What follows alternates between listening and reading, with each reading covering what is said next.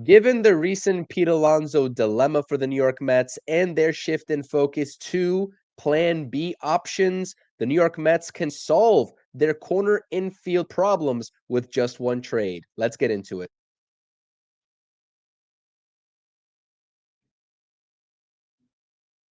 All right, Mets fans, welcome back to the True Mets Talk podcast. It's your boy CP. I appreciate you all visiting my channel.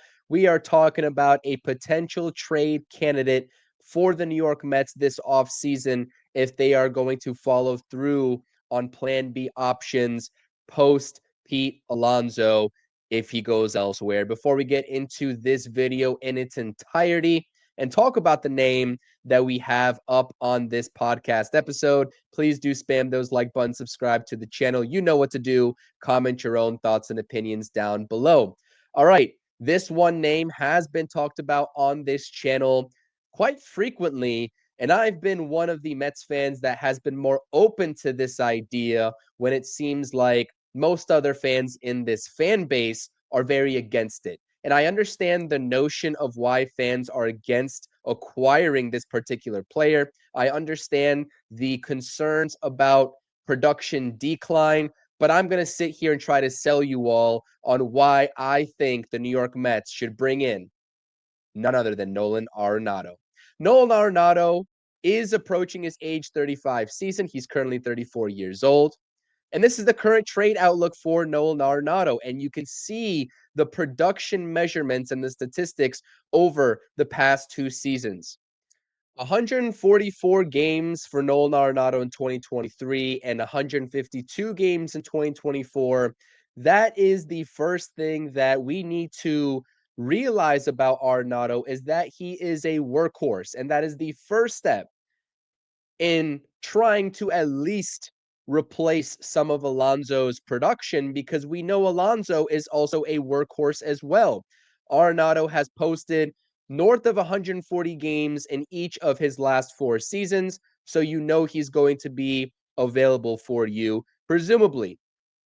Now, the reason why fans are a little bit skeptical, and I hear them 100% in terms of being weary on bringing on Arenado, especially as he ages, is some of the offensive metrics that are on the decline. And I think it's a little bit exaggerated, to be honest, in the case of Nolan Arenado, because when I take a look at his values and what I see on the screen right here and what I've extracted in this research is that yes, the power number definitely went down by a large margin. 26 home runs compared to just 16 home runs is a pretty steep decline. The doubles remain pretty consistent, only three less in 2024 than what he produced in 2023. Again, you'd like to see a guy that's hitting doubles consistently in the gaps north of 30 or at least around 30. And the OPS metric, presumably because of those 10 less home runs, went down as well from 774 to 719. But really, I think when we take a look at Arenado and the types of seasons that he's had over the past two seasons, 2023 was an all-star year for him. 2024 wasn't. The main differential here that's contributing to the lower OPS is the lack of home runs that he hit. Average is up from 266 to 272. The walk percentage is up, as you can see on your screen. His strikeout rate actually went down by a whole 2%.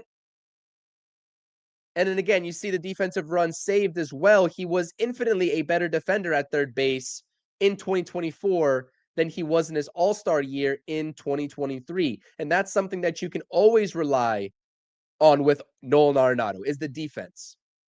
Gold glove caliber defense almost every single year. So again, I do hear the concerns about the lack of power or the decline in power. But again, with all these other metrics remaining the same or even being better from one year to the next, I got to think that this is still a viable option for the New York Mets. Let's talk about this contract outlook and a potential Nolan Arenado trade because that's as equally as important in the future outlook of the New York Mets and what their plans are in the corner infield positions. Because right now we're talking about Mark Vientos shifting over to first base. And at this very moment, we're talking about other internal options at third base, whether it's Brett Baty, which I'm assuming a lot of Mets fans, including myself, don't want to see. They don't want to rely on Brett Baty at third base come opening day in a championship caliber, championship contending type of year, so to speak, for the New York Mets.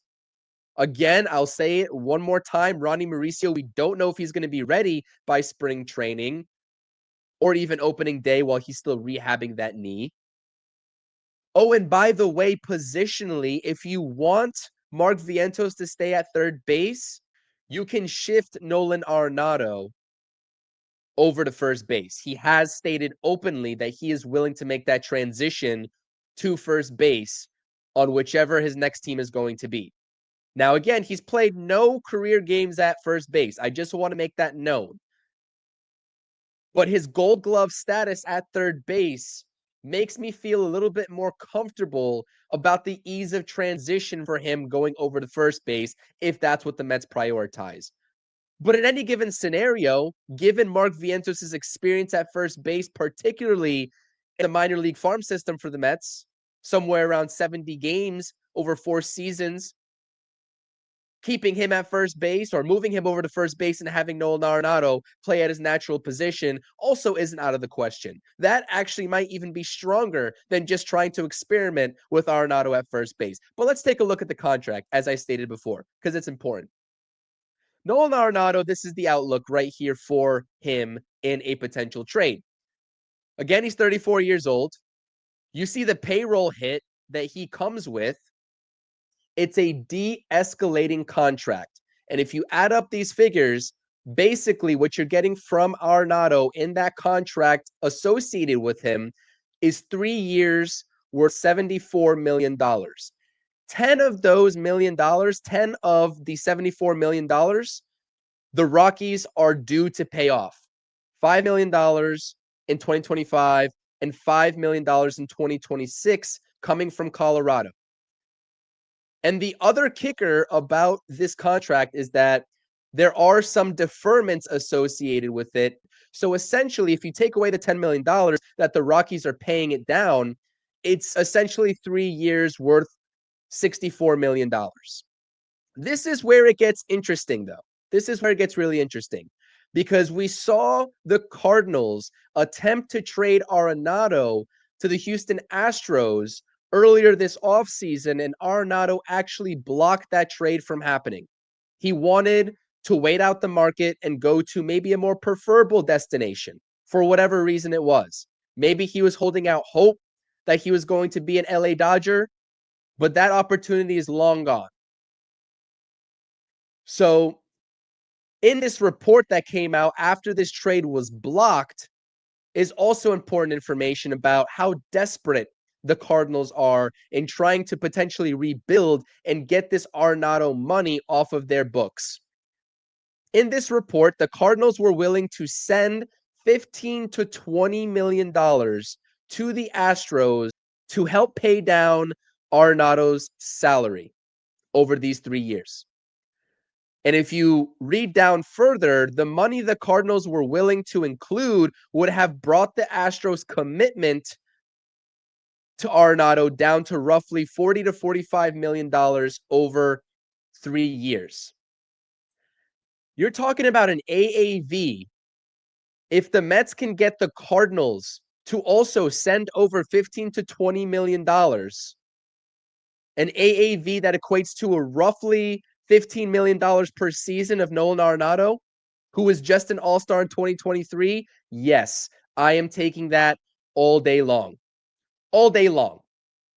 But conversely, if they don't want to do that, potentially they're open to taking on Starling Marte in this deal. Keep the $32 million cap hit. Actually, it's 27 because, again, the Rockies are paying 5 of it. So $27 million.